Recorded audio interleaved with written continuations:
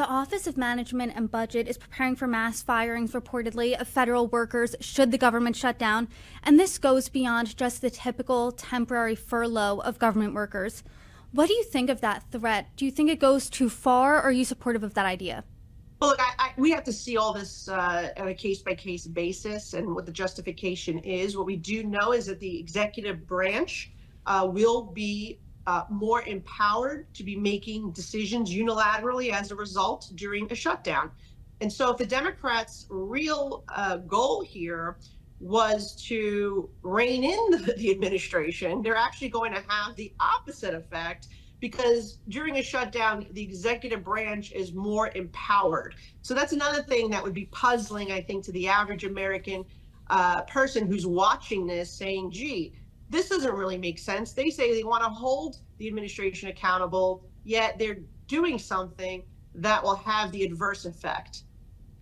Congresswoman, I'm not one to make predictions here, but it seems like both sides, as of now, as of when you and I sit here, are pretty entrenched, and it doesn't seem like a compromise is going to be met. But, I mean, the government can't be shut down forever. Someone's going to have to buckle. Is there any indication, based on your conversations as a member of Congress, of who that's going to be?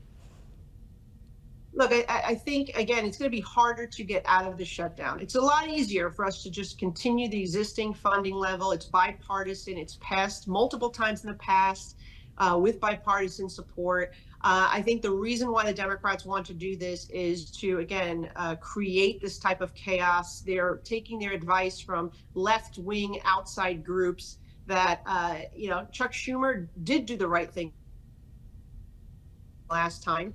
As did Hakeem Jeffries, in voting to continue the current levels of funding. And they got a lot of heat from these left-wing radical groups. So now they're kowtowing to those groups instead of doing what is the right thing for the American people.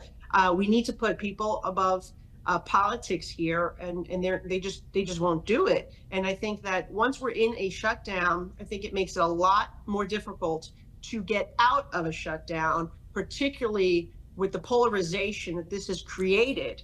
And it's already very difficult to get things done in Congress with the current breakdown of Republicans to Democrats. This will make it more difficult. So perhaps this is and will be an opportunity for the problem solvers to come together to get us out of this mess. But right now, between now and midnight, I'm doing my best to stop this mess from happening to begin with. And I can only imagine how busy you are. But my last question to you is, I think something that outrages a lot of Americans on both sides of the aisle is that during a shutdown, members of our military do not get paid. Members of Congress, however, do get paid. Republican and Democratic lawmakers have said that they would defer their paycheck if the government shuts down. Is that something you support? Look, I think withholding paychecks, if our staff members are not being paid either, then that should be across the board. I don't think it should be different for members of Congress. I think the difference is that this is constitutionally required. So that would be it. But I think that if we're able to have it withheld until the shutdown is over, then that should be the case.